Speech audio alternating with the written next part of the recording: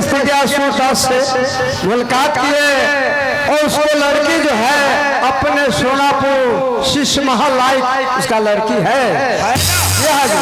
ठीक है, तो वातावरण क्या है आज के 8 बारात लेकर चलिए। ठीक है, आज के 8 ये रो रहा था ये बेटी से तो शादी कर देंगे, ये खर्च कैसे करेगा, कौन करेगा, मैं आज से अंधा हूँ। तो हम बोले हैं कि खर्च के लिए कुछ नहीं चाहिए, सारा खर्चा वहीं से आएगा, शादी होगा चला जाएगा। बहुत अच्छा कहा है। ठीक ठीक, लेकिन तो बारात के लिए नाच बजा ऐसा हाँ चाहिए। नाच कहाँ नाच रहेगा आपको कोठिया के, कोठिया के। हाँ कोठिया, तेतरिया कोठिया, तेतरिया कोठिया। नाच अच्छा है, अच्छा है। किनका नाच है? तो पिंडर श्री पिंडर राम जी के है, तो पिंडा राम जी का नाच अच्छा है। हाँ अच्छा है। और बाजा, बाजा भी बना लिए मन महसी के, मन बसी के। हाँ अच्छा है, हरदेव राम के, हरदेव राम का। ठीक है, तसला जो तसला पाती एक तो तसला पार्टी होता है, तसला पार्टी कैसा होता है, और उसमें ढोल आता है, उसी के हम कहते हैं तसला पाती। तो ठीक है चला जाए, हाँ चला जाए, चलो।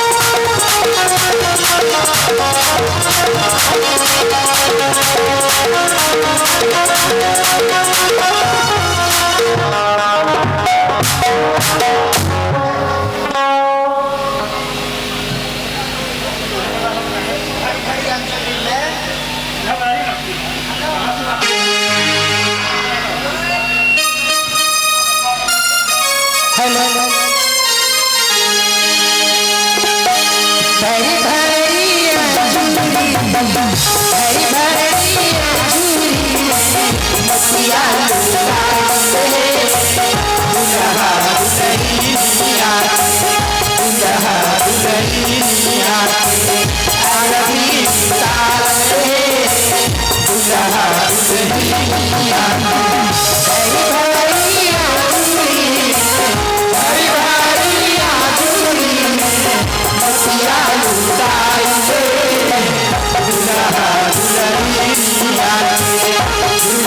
दुल्हनिया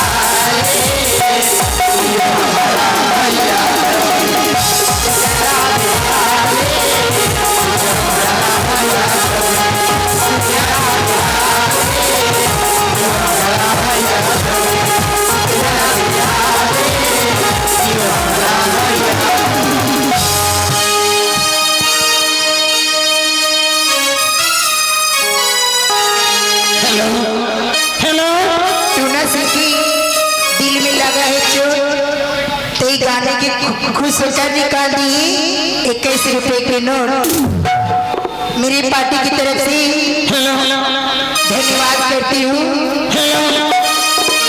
स्वागत में गारी सुना, हाँ सुना हो, स्वागत में गारी सुना, हाँ सुना चल सकी मिलके हो,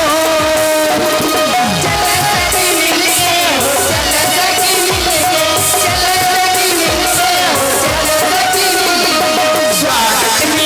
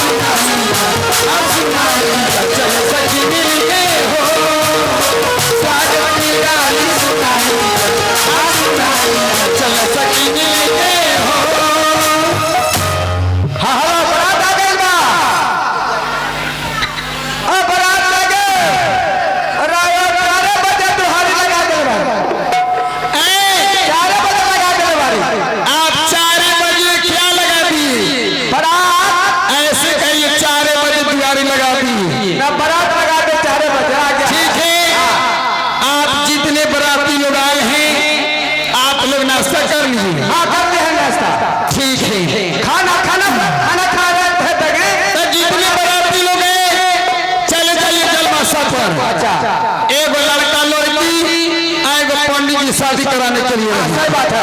सब कोई चला जाएगा है भाई बराती। सुनिए इस बारात में पंडित जी आए हैं शादी कराने के लिए। बुलाइए पंडित जी। पंडित जी पंडित जी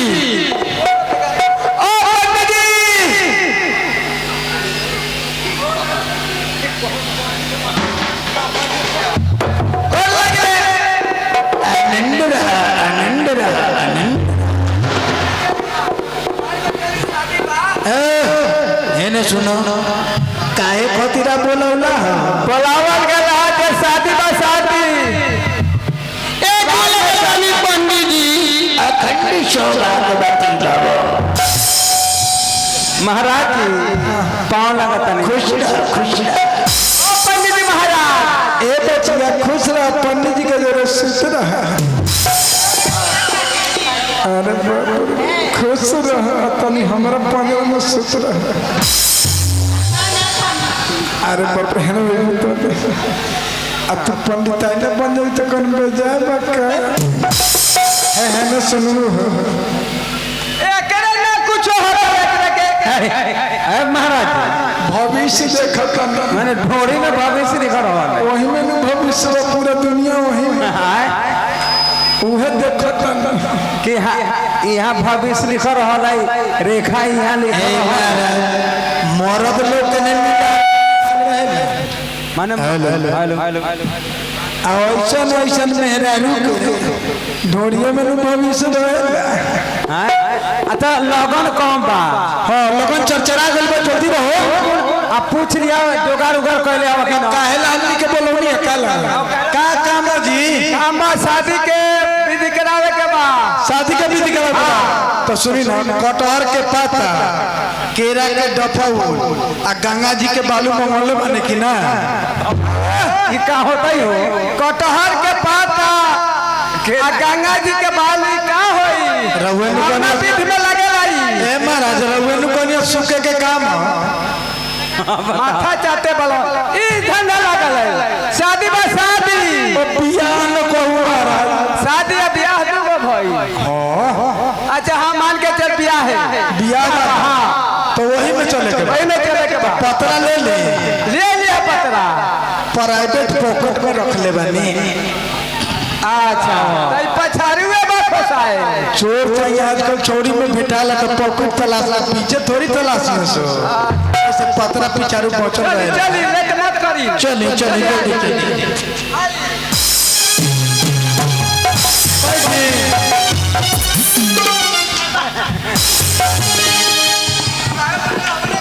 पंडित जी लोग तो हम कनिया उन्हीं आसन लगल मैंने आसने नहीं के तुम कनिया नहीं बैठे के ओके। अब हमरा कोनी आसन के लगल मारा आई बड़ी चटकदार करिया आसन हम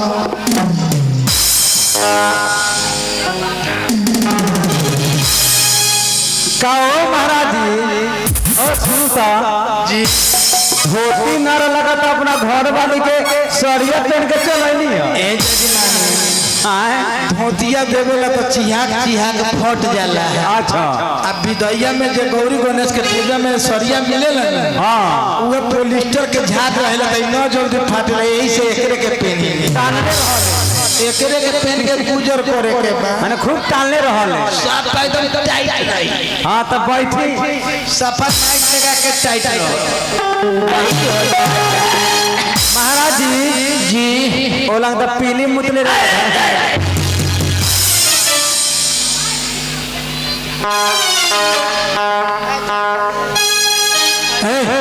ए जो बैठा हुआ से लो 4-5 को है पिछुआरवा लगा के कुतवा से यही ना गेल हा आए तो मूत के भागल चला जा रहल बा।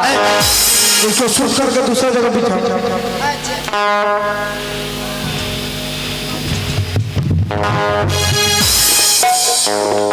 सूत जगह बानू जल्दी बैठा जा। अब लगन कम बा जल्दी भी जल्दी पढ़ाई मंत्र जल्दी उतारी। मंत्र हिंदी में कि भोजपुरी में कि संस्कृत में भोजपुरी में ठीक हो। भोजपुरी में आजकल सुनी महाराज जी भोजपुरी के आजकल मांग बा। ठीक बात है हुए सुनी। हाँ अच्छा सिंदूर बाद में पहले पहले सिंदूर पढ़े के नाम पर तो पढ़ ली। हाँ खाली तिरंगा गोरिया करके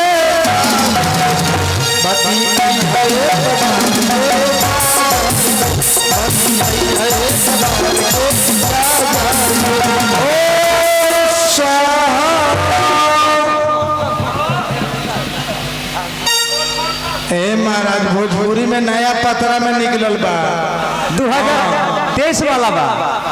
2023 की है एगो और पढ़ी ओ का बोका तीन तरो लौआ लाठी चमन का जाना नाटे फटुआ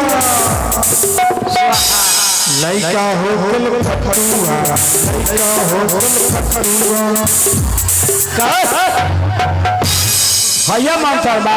ए मंत्र ना लइका के पूरा बीज उतारल जाला। लइका के बीज से उतार देला से लइका के नजर गोजर ना लागे। सुना ना है गांव कौन बा?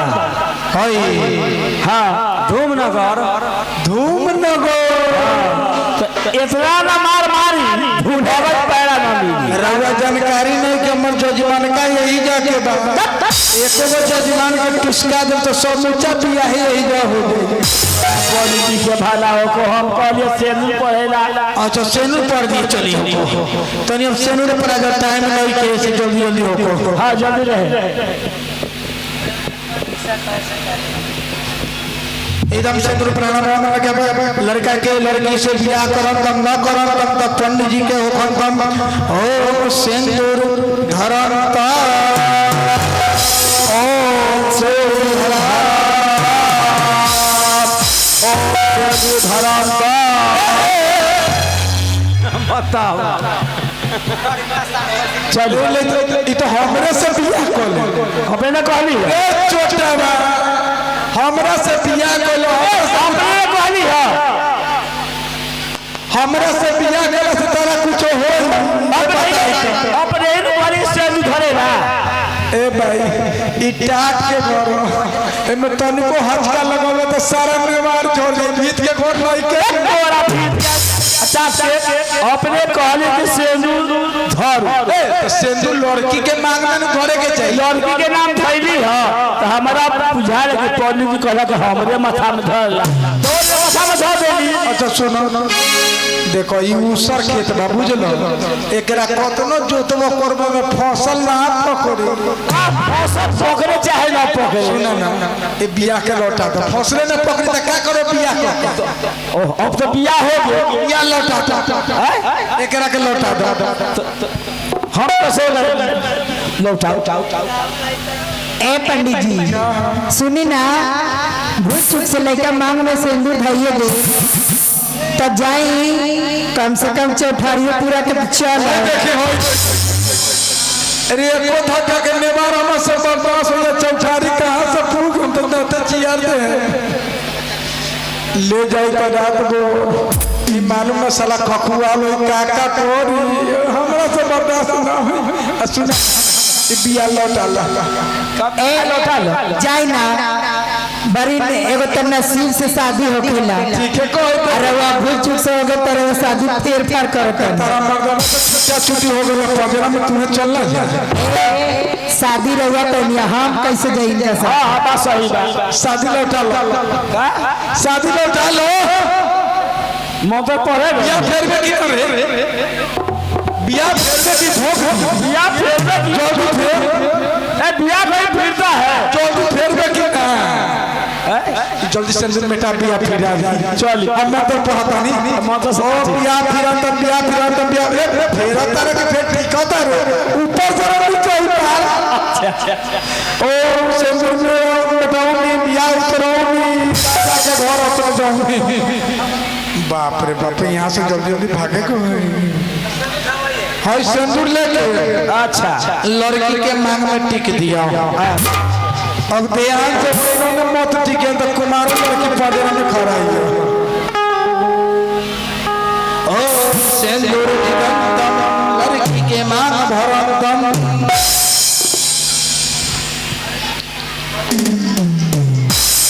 है सुनबो तो तनी सुहने आवा ना तोरो के पेट पर आती जल्दी यही लगन में चर्चा रह जाइबू बैठो यहाँ यहाँ धरो मत करो फूल और छत चूल्ही पर धरो